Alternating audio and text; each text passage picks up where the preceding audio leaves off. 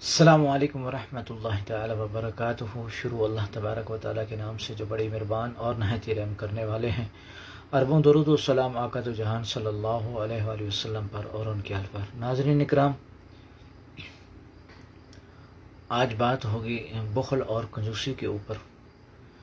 کہ اللہ تبارک و تعالیٰ نے بخیل اور کنجوس انسان کو اتنا ناپسند فرمایا ہے کہ اللہ تبارک و تعالیٰ نے کہا ہے کہ یہ جو بخیل انسان ہوتا ہے یا کنجوس ہوتا ہے، جس کو میں رزق وسیع عطا کرتا ہوں، لیکن اس کی نشانی یہ ہے بخیل انسان کی اور کنجوس کی کہ اس کے پاس جتنا مرضی مال آ جائے، اس کے باوجود بھی وہ اسے رائے حق پر خرچ نہیں کرتا، اللہ کے راستے پہ، یعنی اپنے رشتہ دار، قرابت دار اور مسافروں پر خرچ نہیں کرتا، اس میں کنجوسی برتتا ہے۔ تو اگر اللہ تبارک و تعالیٰ نے آپ کو بہترین وسیع رزق دیا ہے تو یہ آپ کے پاس ایک بہترین موقع ہے اللہ کو راضی کرنے کے لیے اور اللہ کی رضا کی خاطر اس سے خرچ کرنے کے لیے آپ کے پاس بہترین موقع ہے، اور اللہ تبارک و تعالیٰ کے ان بندوں میں آپ شامل ہیں کہ جن پر اللہ کی رحمت وسیع کر دی گئی ہے۔ تو خدا را اس سے اللہ کی راہ پر اسی طریقے کے ساتھ خرچ بھی کریں۔ اگر اس طرح نہیں کیا تو پھر ہم بھی بخیل اور کنجوس جو ہیں اس کے دائرے میں آ جائیں گے۔ اللہ تبارک و تعالیٰ کے نبی آخر الزمان حضرت محمد صلی اللہ علیہ وآلہ وسلم کے پاس ایک صحابہ کرام آئے اور انہوں نے کہا کہ یا رسول اللہ صلی اللہ علیہ وآلہ وسلم، میرے رزق کی اضافے کے لیے دعا کر دیجیے۔ تو اللہ تبارک و تعالیٰ کے نبی کریم صلی اللہ علیہ وآلہ وسلم نے انہیں منع فرمایا کہ اے صحابی، اللہ نے جو کچھ بھی تجھے دیا اس پہ راضی رہے، شاکر رہے، یہی آپ کے لیے بہتر ہے۔ اگر آپ کے پاس مال وسیع آ جائے گا تو پھر آپ کے اوپر زکوٰۃ لاگو ہو جائے گی، پھر آپ اس کو ادا نہیں کریں گے تو یہ مال جو ہے کل قیامت کے دن آپ کے لیے ایک باعث عذاب ہوگا۔ لیکن اس نے کافی اصرار کیا، اور اصرار کرنے کے بعد پھر آقا دو جہان صلی اللہ علیہ وسلم نے دعا فرمائی، اور اس کو اللہ تبارک و تعالیٰ نے اس کے رزق میں اتنی فراغت ڈالی، اتنا وسیع رزق اسے عطا فرمایا کہ اس کے پاس اتنی مال، بکریاں، بھیڑیں ہو گئیں کہ مدینے کے اندر اس کے پاس رکھنے کی انہیں گنجائش نہیں تھی۔ آخرکار وہ پہاڑوں میں چلا گیا۔ پھر کچھ عرصے کے بعد اللہ تبارک و تعالیٰ نے دو مقرر صحابی بھیجے جو وظیفہ لینے کے لیے گئے، یعنی جو بھی حشر تھا امیر لوگوں کے پاس۔ تو اللہ تبارک و تعالیٰ کے بھیجے ہوئے پیارے آخر زمان حضرت محمد صلی اللہ علیہ وسلم نے انہیں بھیجا کہ جاؤ، جتنے بھی امیر لوگ ہیں ان کے جتنے بھی مال کے ساتھ زکوٰۃ بنتی ہے اسے لے آؤ اور غریبوں میں تقسیم کر دو۔ تو وہ لوگ جب جس نے دعا کروائی تھی نبی کریم صلی اللہ علیہ وسلم سے رزق کے فراوانی کے لیے، اس کے پاس پہنچے تو اس نے بخیلی برتی، یعنی کنجوسی برتی اور ٹال مٹول کر کے انہیں بھیج دیا۔ تو جیسے پھر وہ واپس آئے، انہوں نے سارا قصہ کہانی سنایا آقا دو جہان صلی اللہ علیہ وسلم کو، تو فوراً وہی اتری اور اللہ تبارک و تعالیٰ نے کہا کہ اے نبی، ان لوگوں کو کیا ہو گیا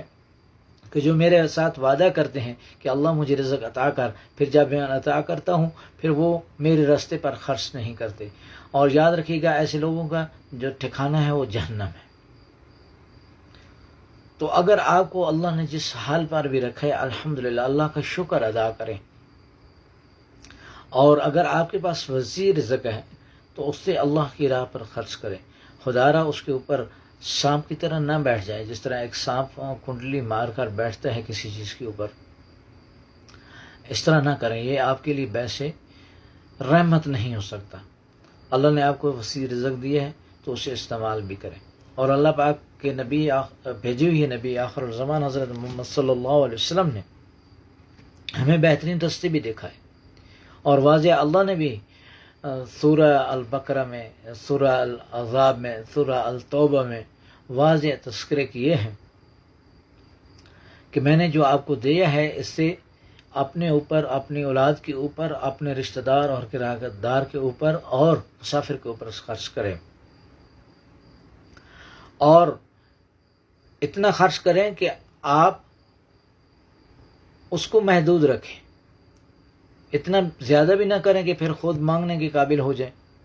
اور اتنا کم بھی نہ کریں کہ آپ کے پاس مال وہ پڑا رہے جمع، اور پھر آپ فوت ہو جائیں اسی حالت میں کہ آپ کے پاس وسیع رزق تھا۔ کل قیامت کے دن یہ آپ کے لیے باعث عذاب ہو سکتا ہے، اور اللہ تبارک و تعالیٰ نے اس کی واضح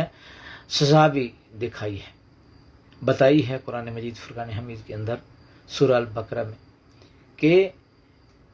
ایسے لوگ جن کے پاس میں نے رزق وسیع انہیں دیا، لیکن انہوں نے اکٹھا کر کے سانپ کی طرح کنڈلی مار کے اس کے اوپر بیٹھ گئے، لیکن اسے خرچ نہیں کیا، کل قیامت کے دن اسی مال کے ساتھ میں دوزخ کو بھڑکا کے ان کے جسم کو داغوں گا۔ تو یہ ایک بہت ہی خطرناک بصارت ہے اللہ کی طرف سے، یہ اپنے بندوں کو آگاہی کے لیے اور اپنے بندوں کو ہوشیار کرنے کے لیے یہ قرآن مجید فرقان حمید میں جو آیتیں آئی ہیں۔ تو خدا را اگر اب اللہ تبارک و تعالیٰ نے آپ کو بہترین رزق دی ہے تو اسے اللہ کے رستے پر بھی خرچ کریں، تاکہ آپ کے لیے کل قیامت کے دن باعث مغفرت ہو۔ اور کیا خرچ کر، آپ اندازہ لگا لیجیے، مثال کے طور پر علماء اکرام نے اس کے لیے بہت ہی بہترین تجزیے کے ساتھ اور ایک عرق نکال کے انہوں نے ایک احسان رستہ بتایا، یعنی 100 روپے کے اوپر کوئی آدمی 1 روپے خرچ کر دے۔ مثال کے طور پر میری تنخواہ 2000 ریال ہے، تو 2000 پہ میرے کتنا میں نے مہینے کے اندر خرچ کرنا ہے؟ 20 ریال۔ 20 ریال کے کتنے بن جائیں گے پاکستانی؟ 500-700 بن جائیں گے۔ تو اگر میں 2000 ریال تنخواہ لیتا ہوں اور میرے پاکستان کے اندر وہ 1 لاکھ سے اوپر بنتے ہیں، اگر اس 1 لاکھ کے اوپر بھی میں 1500 کو ترجیح دوں تو پھر یہی وہ لوگ ہیں۔ استغفر اللہ رب العالمین، اللہ ہمیں محفوظ رکھے، اور اللہ تبارک و تعالیٰ نے جو بھی رزق دیا ہے ہمیں اس پر شاکر رکھے، اور اللہ تبارک و تعالیٰ ہمیں دنیا اور آخرت میں بھلائیاں عطا فرمائے اور کسی کا محتاج نہ کرے۔ اور اللہ تبارک و تعالیٰ نے آپ لوگوں کے لیے بہترین جو دینے والے ہیں، یعنی اللہ تبارک و تعالیٰ نے دینے والے ہاتھ کو لینے والے ہاتھ سے بہتر فرمایا ہے،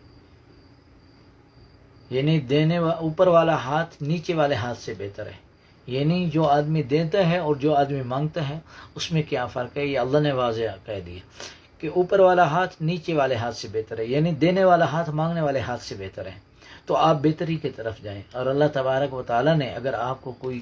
وسیع رزق بخشا ہے تو اس کو یہ نہ کہیں کہ یہ تو میرا حق تھا اور مجھے ملنا تھا۔ یاد رکھیے گا، ایسے اعمالوں سے بچیں جو ہمارے اچھے اعمال کو بھی کھا جانے والے ہیں۔ بغض سے بچیں، غیبت سے بچیں، چغلی سے بچیں، اور کنجوسی سے محفوظ رہیں۔ اللہ نے اگر آپ کو دیا ہے تو پھر اس کو